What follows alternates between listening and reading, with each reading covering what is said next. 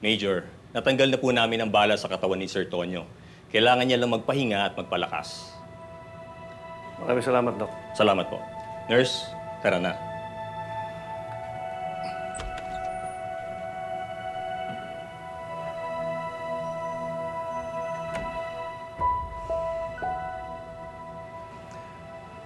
Garcia, ngayon ka muna dito. Antayin mo si Conde. Kailangan na bumalik sa station para pag-usapan kung paano yung magiging manhunt operation. Yes, sir. Ako po muna bahala dito kay Conde. Balitaan ko na lang po kayo kung mayroong bagong update. At susunod na lang po ako sa police station kapag okay na po lahat. Sige. Enriquez, tara na.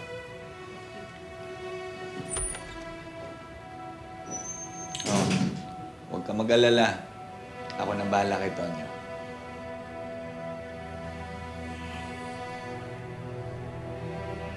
Enriquez,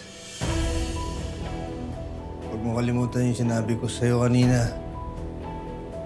Ipaubaya mo na lang sa kanila yung paghanap kay Mando.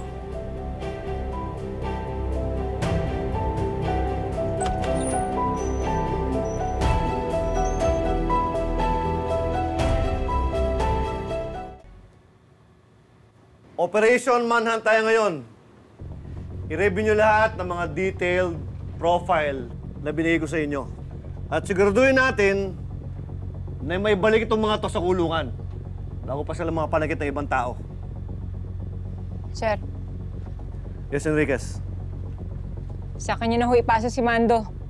Ako na bahala sa kanya.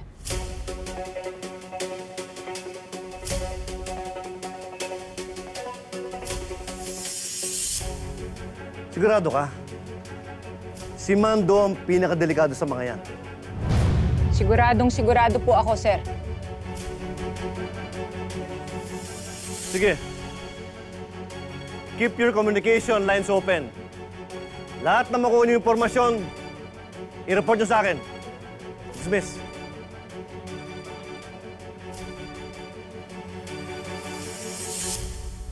Narito ang larawan ng 4 na preso na tumakas mula sa Calabari Prison.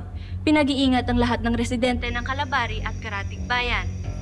Kung may makita sa isa sa kanila, maaaring i-report agad sa... Yung unang galaw natin, man. May kailangan muna tayong makausap. Sigurado malaki maitutulong nun.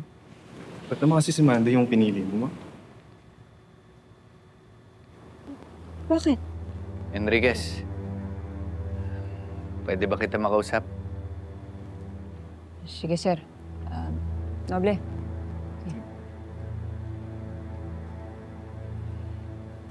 Balita ko, kinuha mo raw yung kaso ni Mando, ah.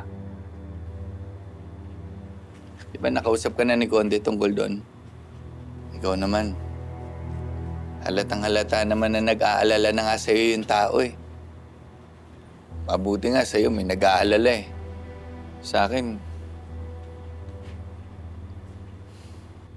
Sir, alam naman natin na si Sir Tonyo yung pakay ni Mando, di ba? Sa ngayon, hindi siya makakilos dahil alam niyang marami pang pulis sa ospital. Pero hindi ko nahintayin yan, sir. Kikilos...